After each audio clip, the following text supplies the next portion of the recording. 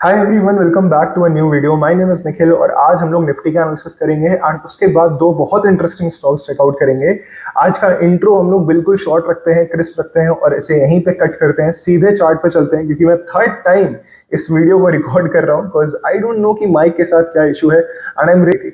Okay, तो चलिए ठीक है, हम निफ्टी का यहाँ पे एनालिसिस शुरू करते हैं। सबसे पहले आपको चार्ट देखने को मिल रहा है और यहाँ पे जो भी लेवल्स मार्क्ड हैं ये हमने चेंज नहीं करे हैं, जैसे जो लेवल्स थे वैसे ही हैं। आप प्रीवियस 2-3 हफ्ते के वीडियोस देख लो, उसमें आपको ये सारे लेवल्स ऐसे के ऐसे मिलेंगे। इवन जब निफ्टी यहाँ पे था, जब इंडिया पाकिस्तान का वॉर चल रहा था और यहाँ पे नहीं गया था निफ्टी, तब भी हमने ये सारे रेजिस्टेंस और सपोर्ट्स मार्क करके रखे थे।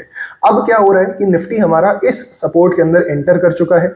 अभी तक इस सपोर्ट का ब्रेकडाउन नहीं आया है और निफ्टी यहाँ से रिवर्सल की कोशिश कर रहा है। अब ये मुझे कैसे पता चल रहा है मैं आपको छोटे टाइम फ्रेम पे आके बताऊंगा, बट उससे पहले हम लोग ये जान लेते हैं कि लेट से यहाँ पे रिवर्सल आ जाता है और निफ्टी ऊपर चलना शुरू करता है तो कहां तक जा सकता है। तो हमारे सामने सबसे पहले रेजिस्टेंस मिलेगा 25,100 का। एंड अगर मान लेते हैं कि निफ्टी में ब्रेकआउट नहीं आता है और निफ्टी वापस से नीचे गिरता है, क्योंकि हमें दोनों साइड के लिए रेडी रहना पड़ता है। अगर निफ्टी यहां से ब्रेकआउट नहीं देता है और नीचे की तरफ आता है तो सबसे पहला जो उसको सपोर्ट देखने को मिलेगा वो है 24,000 से लेके 23,800 का। ऑफ कोर्स मैं आपको अभी बता दूं कि ये जो हमारा सपोर्ट है, जो ये बड़ा वाला सपोर्ट है, इसका अभी तक कोई ब्रेकडाउन नहीं आया है। तो हम ये नहीं कह सकते कि हमारा सपोर्ट फेल हो चुका है, बट यस, होने को कुछ भी हो सकता है। एंड अगर ये सपोर्ट फेल होता है तो नेक्स्ट सपोर्ट मैंने आपको पहले ही बता दिया है, जो कि इस सपोर्ट से ज्यादा स्ट्रॉन्ग है, इसके नीचे वाला सपोर्ट। ऑलराइट, नाउ यहाँ पे हम क्या करते हैं, एक बार छोटे टाइम फ्रेम पे आता है तो यहाँ पे मैंने 1 आवर का चार्ट खोला है। आपको एकदम यहाँ पे clear reverse head and shoulder kind of pattern देखने को मिलेगा अगर आप इसको ध्यान से देखोगे। अगर आपको reverse head and shoulder pattern नहीं दिख रहा है तो आप सिंपली इसको कप एंड हैंडल बोल सकते हो। देयर इज नो इशू, दोनों के दोनों रिवर्सल पैटर्न माने जाते हैं। अगर आप थोड़े से प्रो हो चुके हो तो आप इसको क्लियरली बोल सकते हो कि हाँ यार, मुझे ये inverse head and shoulder pattern type of लग रहा है।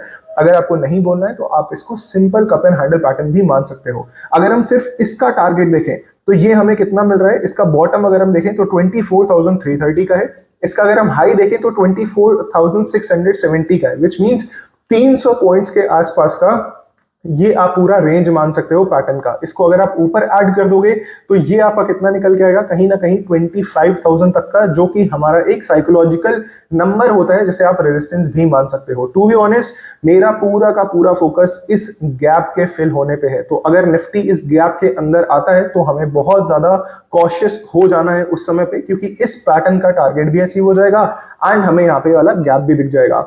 अब हम लोग चलते हैं अपने दो मेजर स्टॉक्स के ऊपर जो आपको बहुत कुछ सिखा के जाने वाले हैं। जो भी मैंने आपसे कम्युनिटी पोस्ट में पूछा था, कैसे अपने विनर्स को होल्ड करें या फिर कैसे अपने लॉसेस को कट करें, हर एक चीज अभी आपको समझ में आ जाएगी। सो हम लोग स्टार्ट करते हैं अपने पहले स्टॉक से, जिसका नाम है Uno Minda. End of course अगर अभी तक आपने वीडियो को लाइक नहीं करा है तो आई डोंट नो आप क्या कर रहे हो, क्योंकि इस वीडियो को बनाने के चक्कर में कम से कम मेरा 2 घंटा ऑलरेडी आ चुका है। सो आई होप कि आप लोग अप्रिशिएट करोगे एंड या let's go to our first stock. Alright, so हम यहाँ पे आ चुके हैं अपने ऊनो मिंडा स्टॉक के ऊपर। अब ध्यान से मेरी हर एक बात को सुनिएगा, सिर्फ कोई कॉल या फिर कोई रिकमेंडेशन की तरह इस स्टॉक को मत देखिएगा, जो कि मैं बिल्कुल भी नहीं देता हूं। तो मेरा कोई रिकमेंडेशन या फिर कॉल नहीं रहने वाला है ये स्टॉक। यहाँ पे आप ध्यान से मेरी हर एक बात को सुनना एंड इन दोनों स्टॉक्स को जो मैं आपको यहाँ पे अभी बता रहा हूँ, इनको अपनी वॉच लिस्ट में जरूर ऐड करना। सी गाइस, देखिए हमें यहाँ पे एक क्लियर कट क्या दिख रहा है, सिमेट्रिकल ट्रायंगल पैटर्न आप इसको बुला सकते हो। ओके, क्योंकि नीचे भी आपको मल्टीपल सपोर्ट वाली ट्रेंड लाइन देखने को मिल रही है जो कि बहुत पुरानी है एंड ऊपर भी मल्टीपल रेजिस्टेंस वाली एक ट्रेंड लाइन देखने को मिल रही है।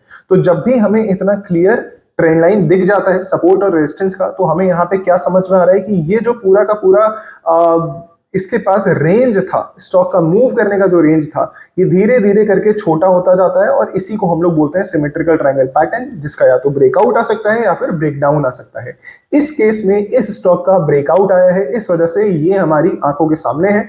ब्रेकडाउन आया होता तो मैं इसको नहीं देखता और ना ही उस समय इसको छूता। ऑफ कोर्स अगर लॉन्ग टर्म इन्वेस्टमेंट की बात है तो अलग है। नाउ हम लोग बात करते हैं स्विंग ट्रेडिंग की, कि कब कब हमें जल्दी प्रॉफिट्स बुक करने चाहिए। तो देखिए, ये वो स्टॉक है जिसको हमने कम्युनिटी में हर बार डिस्कस करा है जब भी इसने 50 ईएमए का ब्रेकआउट और रीटेस्ट करा है। इवन अभी भी इसमें ब्रेकआउट और रीटेस्ट हो चुका है ईएमए का, आप क्लियरली जाके अपने चार्ट पे देख सकते हो। अगर हम देखें तो ये मैंने मूविंग एवरेजेस ओपन करे हैं।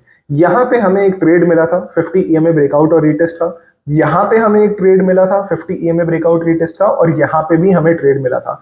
ये वही स्ट्रैटेजी है जो मैं पिछले 7-8 साल से यूज कर रहा हूँ। एंड जो मेरा यूट्यूब चैनल था पुराना वाला, जो आई थिंक 3 साल पुराना था, 3.5 साल पुराना था, उसके पहले वीडियो से मैं इसी स्ट्रैटेजी के बारे में बात कर रहा हूँ। That's it. ओके, सो अगर आप देखोगे इसमें हमें ज्यादा रिटर्न्स नहीं मिले, ठीक है, अराउंड 5% का रिटर्न मिला, ठीक, कोई बात नहीं। इसके बाद आता है यहाँ पे। अब आप लोग मुझे एक चीज बताओ अपने माइंड से कि अगर आपको दिख रहा है कि कोई इतनी स्ट्रॉन्ग रेजिस्टेंस की ट्रेंड लाइन आपके सामने है, क्या आप इस ट्रेंड लाइन पे प्रॉफिट बुक करोगे या फिर आप होल्ड करके बैठे रहोगे कि नहीं यार मुझे पता है ब्रेकआउट आ जाएगा? तो ऐसे चीजें काम नहीं करती हैं। अगर आपको रेजिस्टेंस क्लियर दिख रहा है तो आप सिंपली अपना प्रॉफिट बुक करोगे, या फिर एटलीस्ट 60-70% अपनी क्वांटिटीज बुक करोगे और 30% छोड़ोगे, जो कि पर्सनली मैं भी करता हूं। ओके, एंड यहां पे हमें फिर क्या देखने को मिला, एक और ट्रेड मिला, इसमें भी हमें 4% के आसपास का प्रॉफिट हुआ। सेम रीजन की ट्रेंड लाइन हमारे सर पे थी। जब इतना बड़ा रेजिस्टेंस सामने हो तो आपको ट्रेड लेने से पहले भी 2 बार सोचना है, और ट्रेड में आने के बाद अगर आप प्रॉफिट में हो और ट्रेंड लाइन हिट हो चुकी है तो उससे एग्जिट होना भी उतना ही इंपॉर्टेंट है। तो यहां से हमें क्या समझना चाहिए कि हमें अपने विनर्स को, जो हमें लग रहा है कि वो हमारा विनर है, उसको जल्दी कट करना चाहिए, नहीं तो हम लॉस में आ जाएंगे। और कब करना चाहिए? जब आपको क्लियर कट रेजिस्टेंस दिख रहा हो अपनी ट्रेंड लाइन का, या फिर किसी भी जोन का अगर आपको रेजिस्टेंस दिख रहा हो ना। ये हो गई बात हमारी कि हमने उनो मिंडा में पहले क्या करा होता और हमें क्या करना चाहिए। अभी की अगर हम बात करें तो उनो मिंडा में क्या हो रहा है, अगर आप देखोगे तो मैं आपको रीसेंट डेटा नहीं दिखा सकता। आपको ऑलरेडी रीजन पता होगा कि अकॉर्डिंग टू सेबी गाइडलाइंस हम 90 डेज पुराना डेटा दिखा सकते हैं, बट अभी जो हो रहा है स्टॉक में वो मैं आपको यहाँ पे थोड़ा बता सकता हूँ। तो इतने बड़े ट्रायंगल पैटर्न का फाइनली ब्रेकआउट आ चुका है। कुछ इस तरीके का ब्रेकआउट आया स्टॉक में, एंड उसके बाद स्टॉक इसी जोन में चला गया है। अभी इस जोन के जो ब्रेकआउट के बाद जो इस तरीके का जोन बना है, इसमें स्टॉक 50 EMA का ब्रेकआउट और रिटेस्ट कर चुका है। तो अगर आप चाहो आप अपनी वॉच लिस्ट में ऐड कर सकते हो। आपको समझ में आ जाएगा कि जब स्टॉक इतने बड़े ब्रेकआउट से निकलता है उसके बाद उसका मूव क्या आता है। ऑफ कोर्स इस समय भी जब ये इस रेंज में है तो जो छोटे मोटे रेजिस्टेंस हैं इन पे भी आपको ध्यान देना है। अगर आपको लगता है कि नहीं यार स्टॉक वापस से रिवर्स करके नीचे आ सकता है तो आपको सिंपली एग्जिट कर देना होता है स्टॉक्स से। ये कोई पर्टिकुलर ऊनो मिंडा के बारे में मैं आपको नहीं बता रहा हूं। हर एक स्टॉक में एक ही तरीके की साइकोलॉजी काम आती है, सपोर्ट और रेजिस्टेंस। वो आप उसको सप्लाई बोल सकते हो, आप उसको डिमांड जोन बोल सकते हो, आप किसी ट्रेंड लाइन का रेजिस्टेंस बोल सकते हो, ईएमए का रेजिस्टेंस बोल सकते हो, या फिर सपोर्ट बोल सकते हो। एवरीथिंग कम्स डाउन टू कि स्टॉक कहां तक जा सकता है और कहां तक आ सकता है, और वही है ये जोन। अगर यहां तक ऑलरेडी स्टॉक जा चुका है, आपको कुछ ना कुछ रिटर्न मिल रहा है 2%, 3%, 4%, और आपको लगता है स्टॉक रिवर्स करने वाला है, तो आप अपनी पोजीशंस को कट करना शुरू कर सकते हो। 100% बुक करना है, 50% बुक करना है, ये मैं आप पे छोड़ता हूं। सो ये एक था इन डेप्थ आपका एनालिसिस कि कैसे आपको कब जल्दी प्रॉफिट बुक करना है और कब चलने देना है। कब चलने देना है इसका मैं आपको एग्जांपल सेकंड स्टॉक में बताता हूं, जिसका नाम है HAL, और काफी ज्यादा बजिंग स्टॉक है, आई नो, बट अभी के लिए काफी लोग भूल गए हैं उसको क्योंकि उसमें कोई मूव नहीं आ रहा है। ऑलराइट, तो हम लोग चलते हैं अपने सेकंड स्टॉक के ऊपर। तो हम आ चुके हैं HAL के ऊपर। अब यहाँ पे भी सेम टू सेम चीज अगर मैं आपको बताऊं तो आपको यहाँ क्या देखने को मिलेगी, एक ट्रेंड लाइन। इसी ट्रेंड लाइन के पास में हमें 50 EMA का ब्रेकआउट और रिटेस्ट मिला, जो कि हमारी गो टू स्ट्रैटेजी है, एंड उसने हमें 4 से 5% के रिटर्न दिए। एंड हमें बुक करना पड़ा। क्यों बुक करना पड़ा? क्योंकि आपको खुद ही स्टॉक यहाँ पे क्लियर कट सिग्नल्स देने लगेगा। अगर आप देखोगे स्टॉक ने इस लेवल को हिट करा, 4-5% के रिटर्न दिए, and next day he gap up opening करके इतनी बड़ी रेड कैंडल बना दी।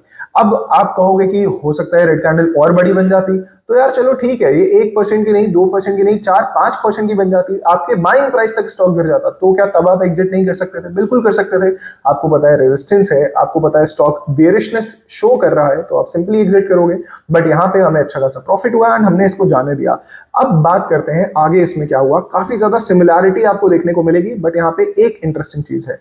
अगर आप देखोगे तो स्टॉक में इस ट्रेंड लाइन का ब्रेकआउट आता है। ओके, यहां पे ब्रेकआउट आया, ये रीटेस्ट हुआ एंड स्टॉक ऊपर गया 5000 के लेवल्स तक।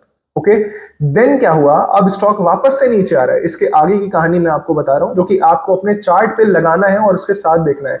अगर आपके पास कोई दूसरी स्क्रीन है, दूसरा फोन है, उसको ओपन करिए और जो मैं बोल रहा हूं अपने चार्ट के साथ उसको मिलाइए। इसके बाद स्टॉक में क्या हुआ कि स्टॉक यहां पे 5000 तक गया एंड वापस से नीचे आ रहा है, और ये नीचे आके बाउंस बैक कहां से कर रहा है? इस जोन से। ये जोन क्यों इंपॉर्टेंट है? तो चलिए आई मीन यहाँ पे सारी चीजें मैं हटा देता हूं एंड हम इसे एक reverse head and shoulder pattern की तरह देख सकते हैं इजिली। इसका ब्रेकआउट हुआ, इसका रिटेस्ट हुआ, स्टॉक ऊपर गया, अब वापस से स्टॉक नीचे आया है इसी जोन के अंदर। तो निफ्टी भी सपोर्ट में है, निफ्टी भी 200 ईएमए के आसपास आ चुका है, ये स्टॉक भी अपने सपोर्ट पे आ चुका है एंड 200 ईएमए का सपोर्ट ले रहा है। तो जब सारी चीजें एक साथ मर्ज हो जाती हैं तो हम ये कह सकते हैं कि निफ्टी अगर यहां से मूव करेगा तो ये स्टॉक भी मूव कर सकता है।